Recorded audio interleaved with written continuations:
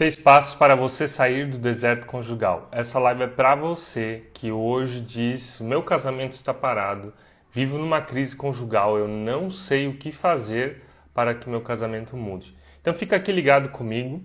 Todos os passos são importantíssimos, mas o último é o mais fundamental de todos. Sem o último, não adianta você conhecer todos os outros 5, porque você não vai conseguir sair do seu deserto conjugal.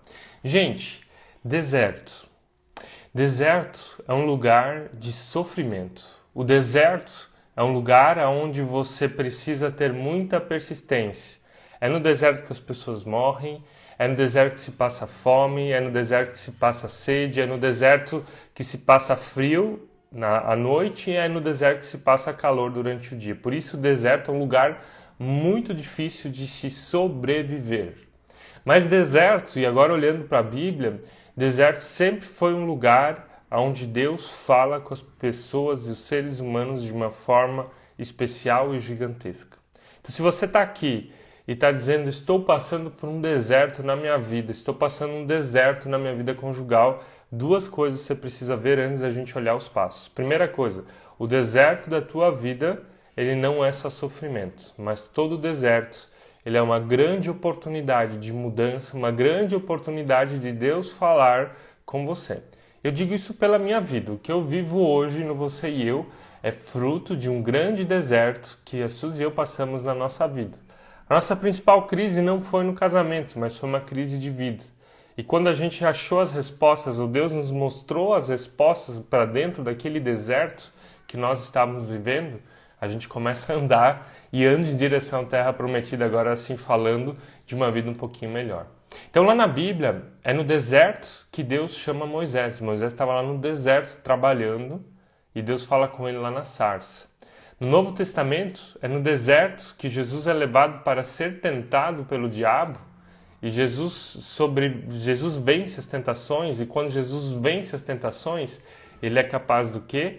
De começar o seu ministério e abençoar as pessoas da sua época e a nós também. Então o deserto que você está passando hoje, em primeiro lugar, ele é uma oportunidade. Então fala comigo, escreve aí: o meu deserto é uma oportunidade. O meu deserto é uma oportunidade. Aqui eu quero te convidar a você mudar a tua forma de pensar sobre a tua crise, sobre o que você está passando. A crise que você está passando, ela é uma oportunidade de mudança, oportunidade de algo novo que Deus quer fazer na tua vida. E com certeza Deus fala conosco por meio da dor. O problema da nossa época é que a gente quer afastar a dor. Tudo que dói precisa estar longe. Mas talvez algumas coisas elas precisam doer de verdade para que nosso casamento mude. Deixa eu te contar um exemplo. Agora ele não é meu, mas é de um pastor que eu li a história. É do Peter Scazzero. Ele era pastor em Nova York, pastor de uma igreja internacional. Mais de 31 nações vinham, de pessoas de 31 nações vinham na igreja dele. E a igreja estava crescendo e as pessoas estavam vindo, até que um dia a esposa chegou para ele e falou: eu quero me divorciar e eu quero sair da igreja que você lidera. Porque você é um péssimo líder. Porque nós não temos mais casamento. Porque você só vive para a igreja e não para Deus. E nesse momento, esse pastor, ele cai numa grande crise existencial e se pergunta: o que eu estou fazendo de errado? E ele vai lá entender as suas emoções, entender o que era esse deserto que estava passando, e a partir disso acontece uma grande transformação na vida interior dele e também na minha. A minha é fruto do livro desse pastor, do Peter Scazzero, onde ele escreve um livro sobre espiritualidade emocionalmente saudável. E é isso que é fundamental, a gente entender que no nosso deserto, Deus quer falar com a gente. E Ele quer falar com você agora, tá? 6 passos para você sair do deserto. O primeiro deles é: qual é o teu deserto? Onde é que você está? O primeiro passo que você precisa entender é onde você está. O que você está vivendo? O que é o teu deserto? Falando de casamento, por que o teu casamento está em crise? Ele está em crise por causa de uma questão financeira? Ele está em crise por causa de uma questão do passado não resolvida entre vocês como casal? ele está em crise por causa de alguma questão de bagagem que você traz para dentro do casamento, ou seja, uma coisa que você aprendeu com os teus pais, algum trauma, alguma história da infância que tem prejudicado o teu casamento? Ele está em crise por questões sexuais? Ele está em crise por questão de comunicação, ou seja, você não consegue resolver conversando com seu cônjuge? Então, primeira coisa que você precisa definir, aonde você está no deserto? Talvez você diga, Maico, mas eu só vejo areia à minha volta. Não consigo saber onde eu estou. Não tem um GPS dizendo aonde é que eu estou nesse momento. Então, quero te trazer uma palavra, e a palavra de Deuteronômio 1:31, e quero dizer o seguinte: Deus vê aonde você está. Se você não sabe definir aonde você está nesse deserto, qual é a tua crise, qual é a tua dor, Deus sabe, e Ele está contigo. Deuteronômio 1:31 diz assim: Também no deserto vocês viram como o Senhor, o seu Deus, os carregou como um pai que carrega o seu filho, por todo o caminho que percorreram até chegarem a este lugar. O que essa palavra está dizendo? Aqui, essa palavra foi pronunciada sobre o povo de Deus quando eles já estavam na Terra Prometida. Mas a palavra diz que Deus esteve com eles em todos os momentos como um pai que carrega o seu filho no colo. Eu quero dizer que se você está agora nesse deserto e não sabe dizer aonde exatamente, só vê areia à tua volta, Deus ele diz, eu estou te carregando como um filho no colo. Eu estou aqui contigo. Então, se aproxime desse Deus, viva com esse Deus, deixe esse Deus te carregar, que talvez você consiga entender um pouquinho melhor qual é essa tua crise existencial conjugal. Porque você, para começar a caminhar, você precisa saber onde você está. E talvez conversando com esse Deus, intimidade com o Senhor, faça você entender melhor qual é a tua crise. E, gente, é difícil a gente, como ser humano, assumir que estamos em crise. É difícil o ser humano dizer, eu estou com um problema.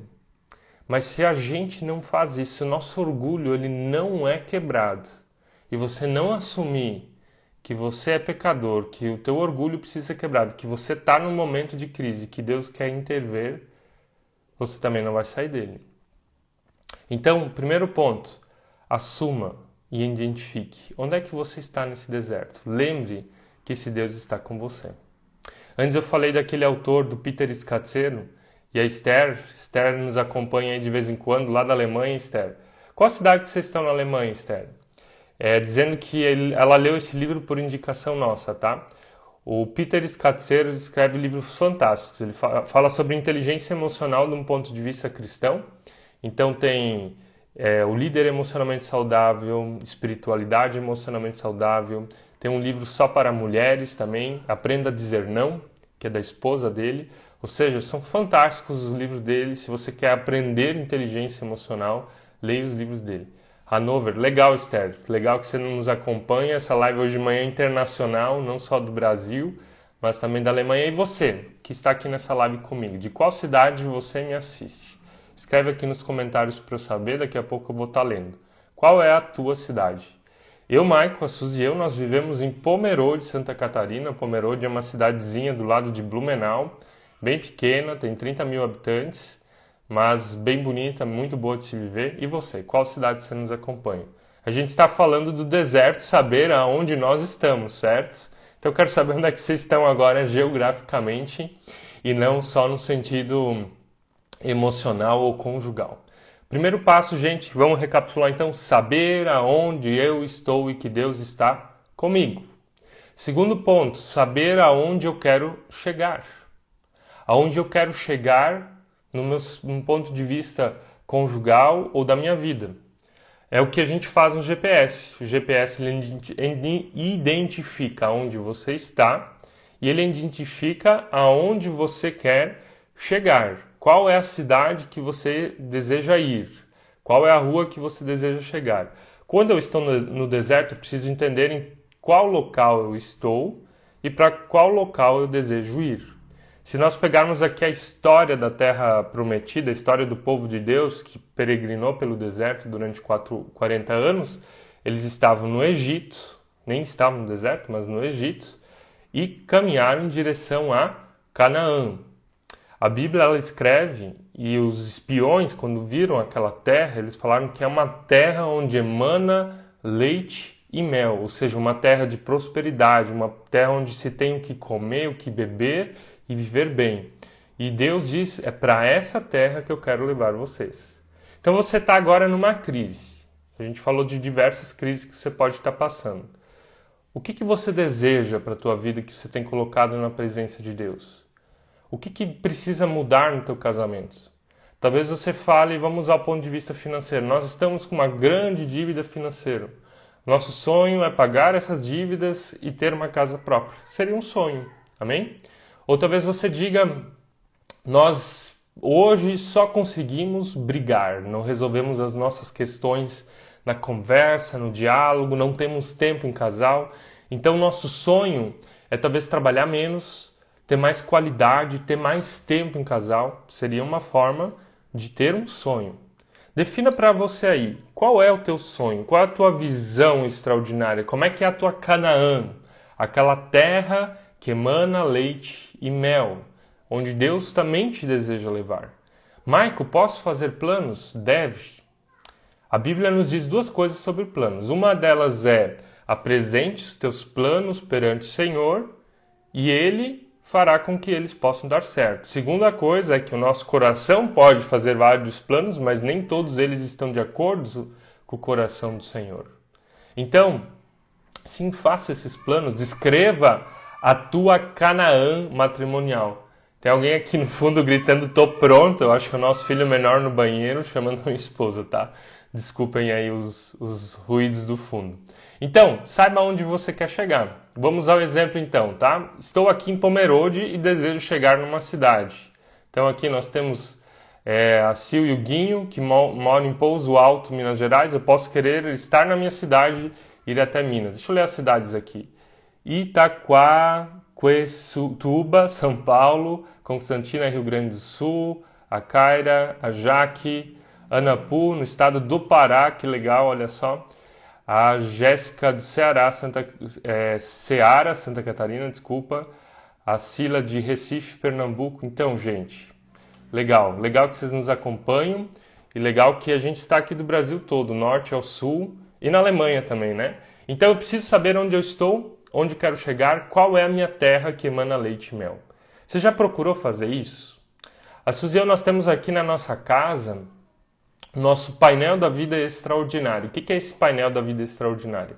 Nós temos os nossos sonhos para o nosso casamento, nossos sonhos para os nossos filhos, nossos sonhos pessoais, nossos sonhos com Deus, nossos sonhos profissionais, nossos sonhos financeiros, e tudo isso a gente colocou num cartaz.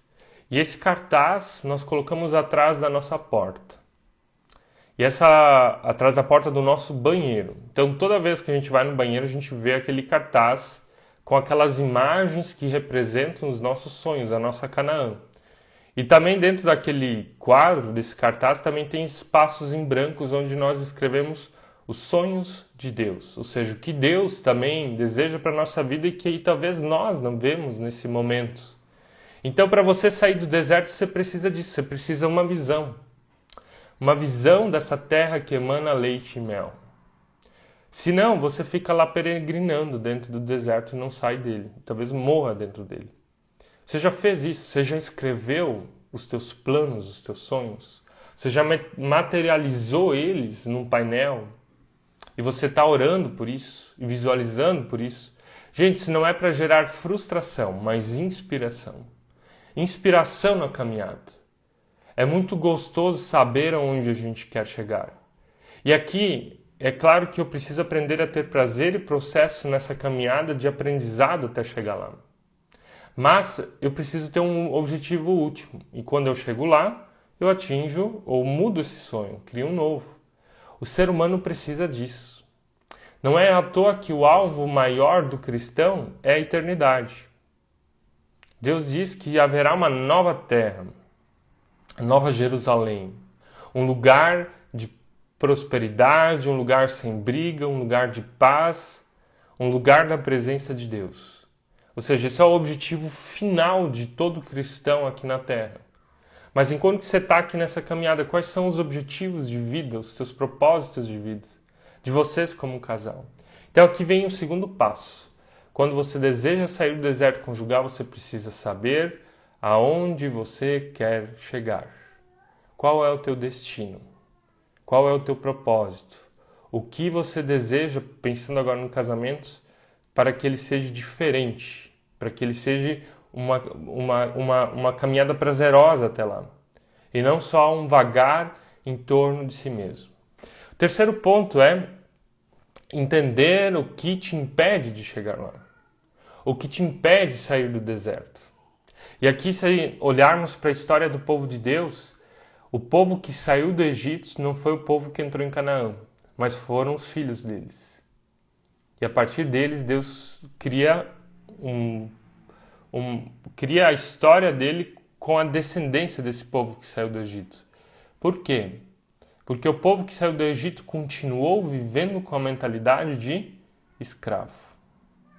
Então, o que nos impede muitas vezes de sairmos do nosso deserto não é porque Deus não quer que a gente saia, não é porque falta uma visão, não é porque você não sabe onde você está e a dor que você está sentindo, mas é porque falta uma mudança de mentalidade.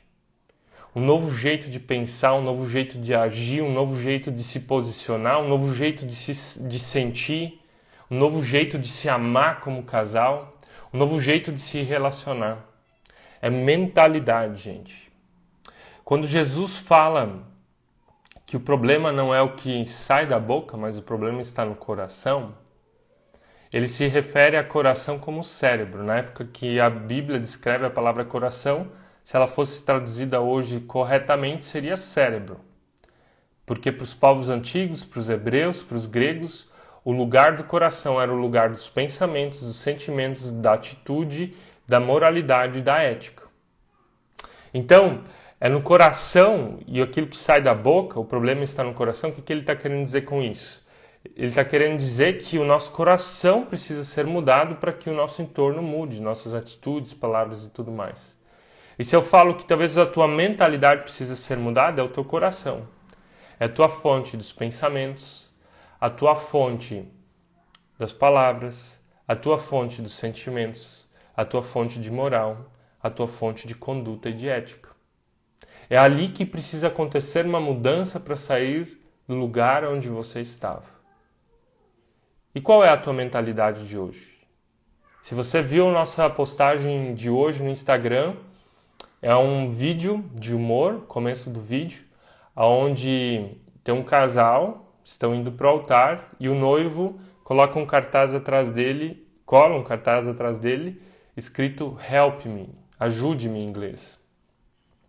O que esse noivo está falando sobre o seu casamento? Que ele vai ser difícil, que a esposa dele talvez seja chata, que casamento não é algo legal, que casamento não tem como dar certo.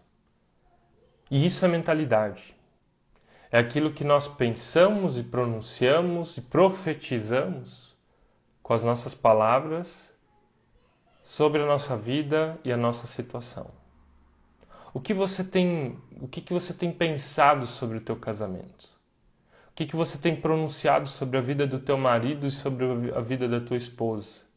São palavras de bênção, são palavras que fazem você crescer, edificar, ou são palavras que fazem você definhar, amaldiçoar, para aquilo tudo ficar pequenininho? O que tem saído da tua boca? Por que eu digo isso? Aquilo que sai da nossa boca tem a ver com a nossa mentalidade. E olha só o que saía da boca dos israelitas quando eles estavam no deserto. Eles diziam assim: quem dera nós tivéssemos morrido no Egito.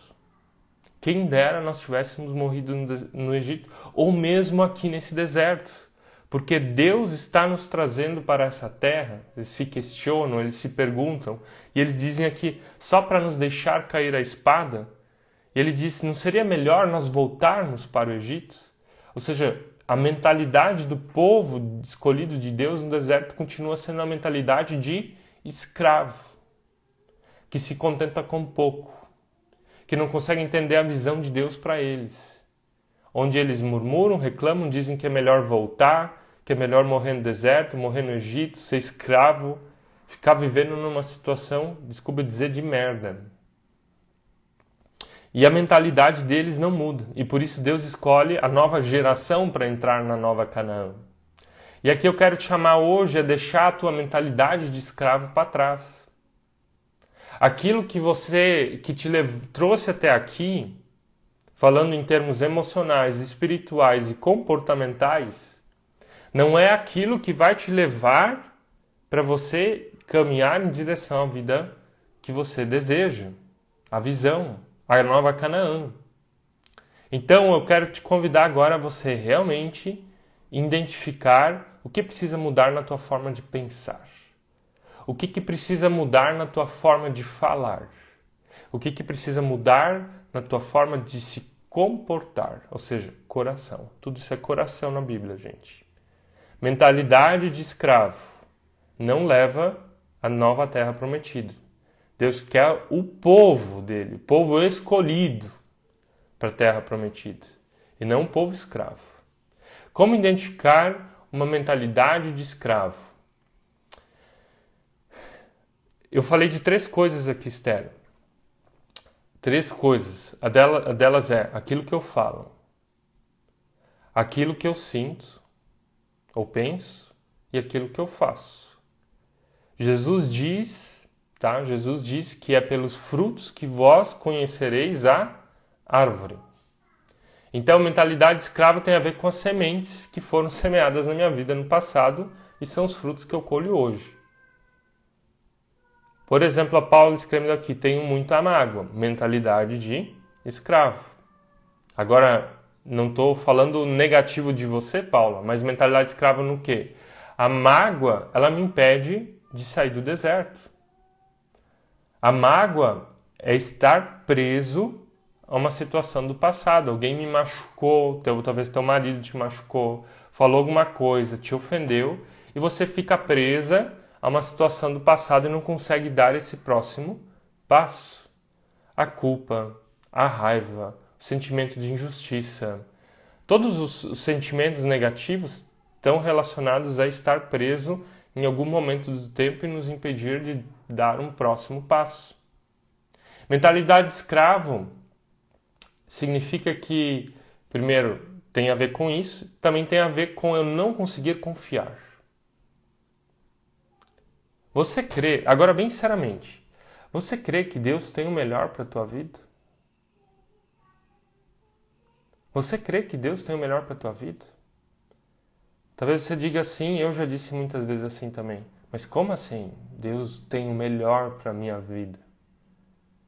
A gente, como cristão, está aqui para sofrer.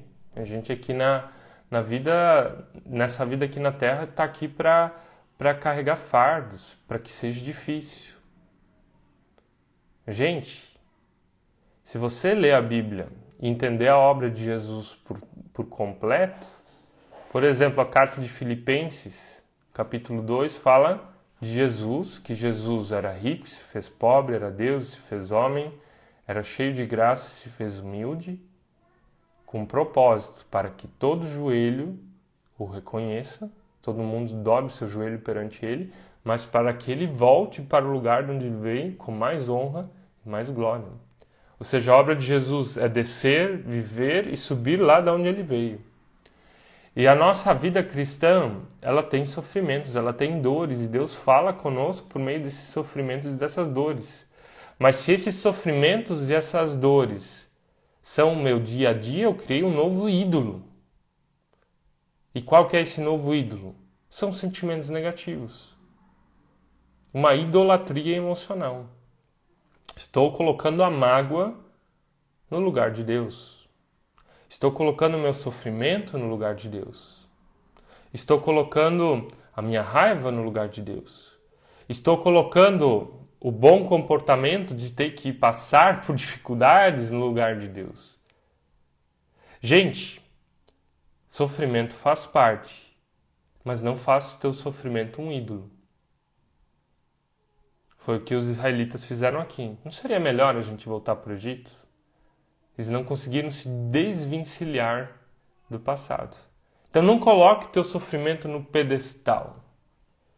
Não faça do teu sofrimento o teu ídolo. Mas entenda que no deserto Deus precisa estar acima de tudo e que você deve amar o teu próximo como a ti mesmo. Gente, esse foi o terceiro passo. Espero que eu te ajudei aqui externo na tua pergunta.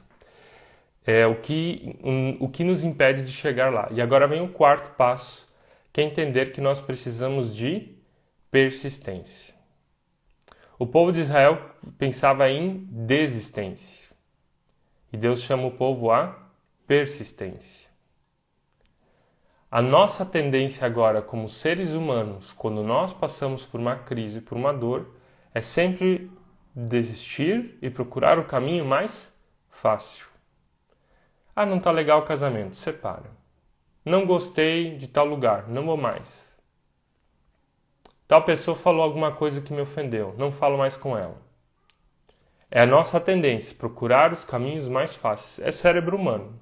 Nosso cérebro primitivo, ele deseja economizar energia e tomar as decisões mais rápidas, mais fáceis, com menos esforço. E se você está hoje passando por uma dificuldade, provavelmente você está falando para você mesmo isso. É melhor separar. É melhor desistir. Mas não é o mais fácil que nos dá as recompensas mais recompensadoras. O amor de Deus é uma decisão pelo ser humano. Se Deus só se levasse por aquilo que ele sentisse, ele já teria nos abandonado há muito tempo. Mas ele decidiu enviar Jesus. Ele decidiu resgatar a humanidade por meio dessa pessoa que é Cristo.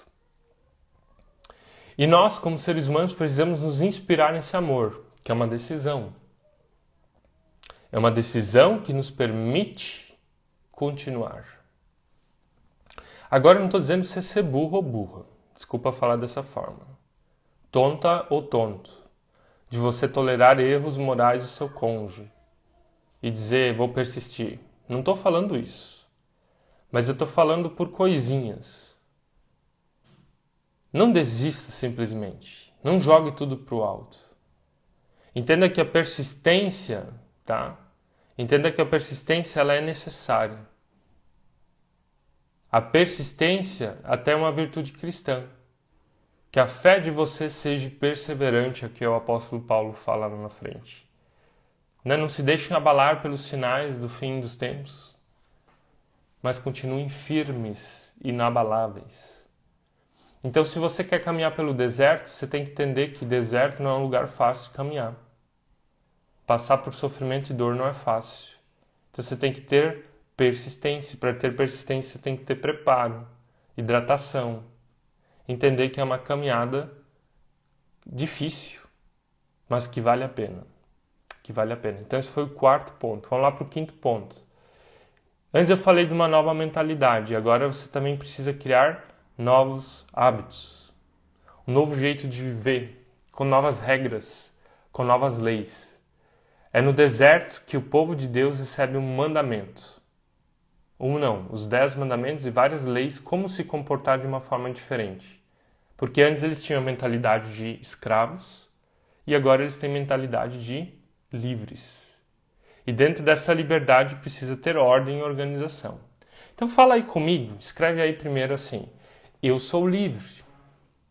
Jesus Cristo me fez livre. Deus me fez livre. Então se Deus te deu liberdade, você precisa administrar essa liberdade que você recebeu das mãos do Senhor com propriedade, com consistência e com responsabilidade. Os mandamentos, eles não são bloqueadores, não são a maldade de Deus, mas são a bondade de Deus.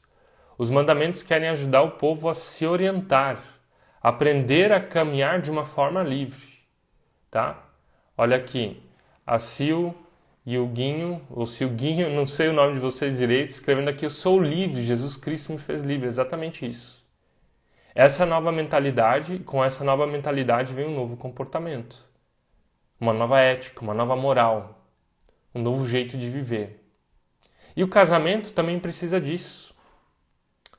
O casamento também precisa disso. Elisângela escrevendo aqui, você precisa ser livre no casamento em Jesus Cristo. Jesus te fez livre, Deus te fez livre.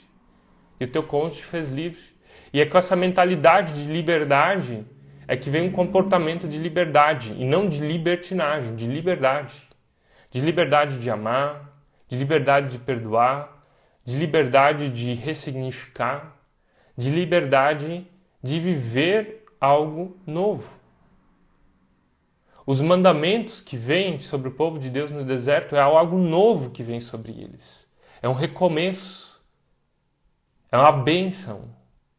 Então, o quinto passo, o quinto ponto para você viver no deserto é viver dentro dessa liberdade.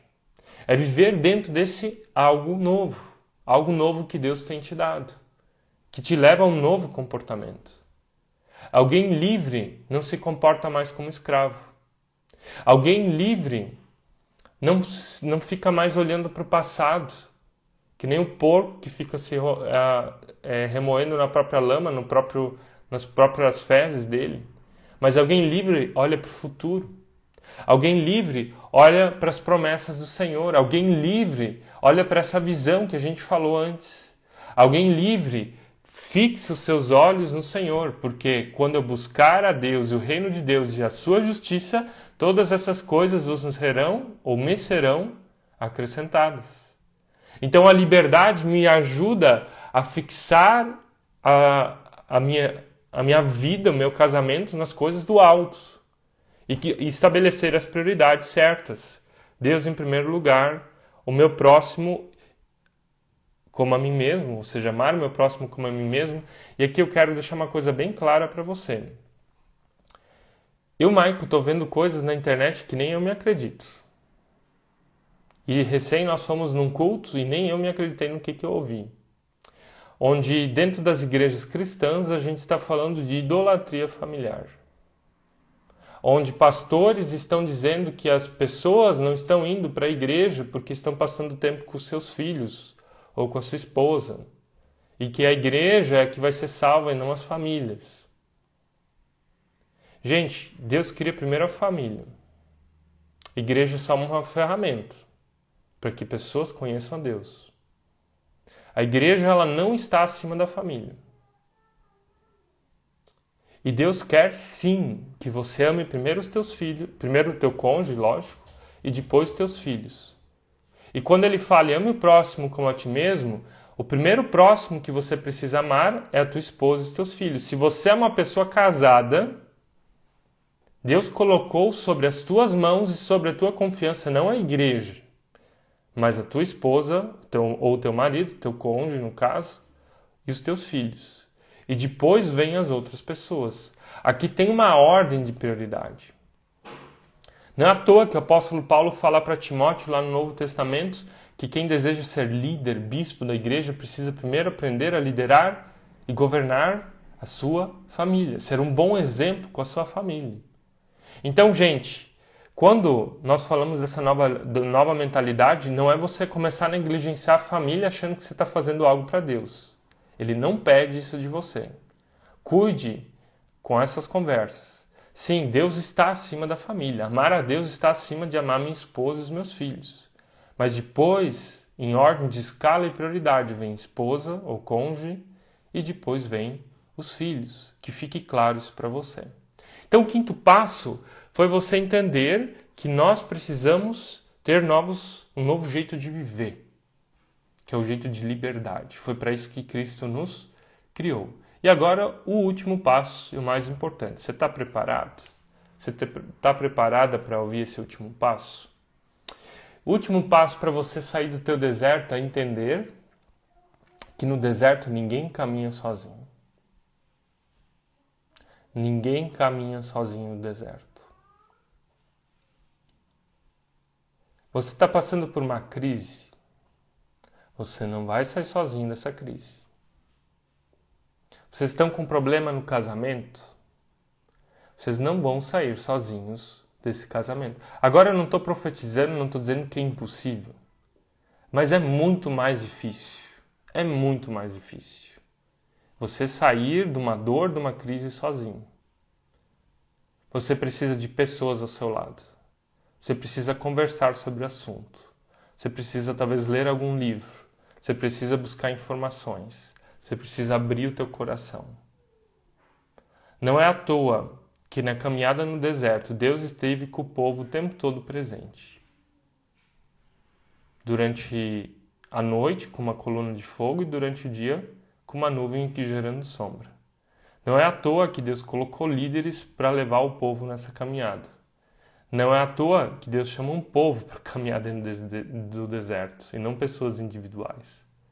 Então, se você está hoje passando por uma dificuldade, entenda que sozinho é mais difícil. Com outras pessoas é mais fácil. Com outras pessoas é mais fácil. E é claro que você tem que ter critérios para saber quem que vai caminhar com você.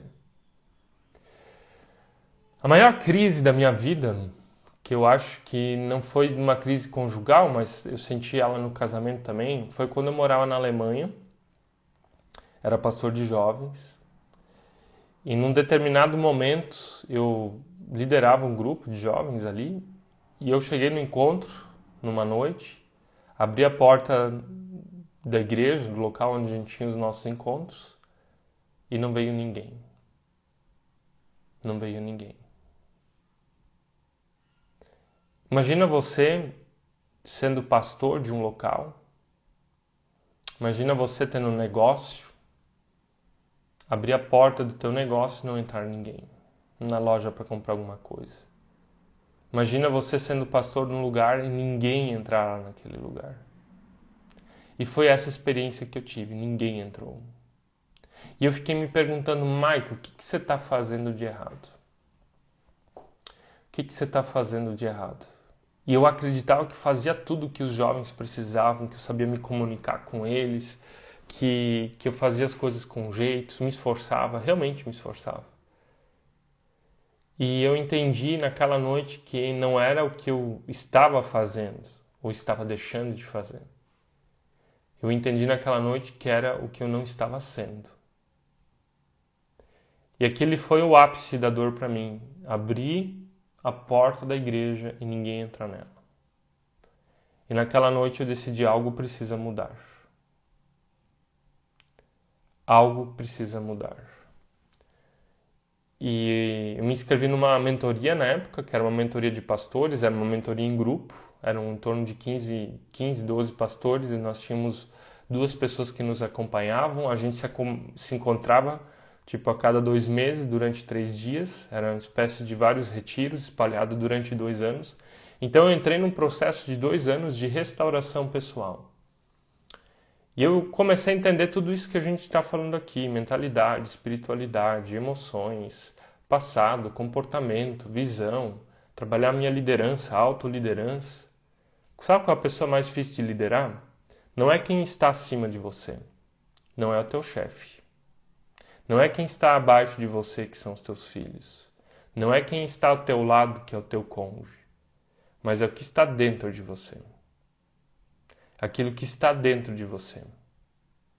Aquilo que acontece no teu coração. É você mesmo.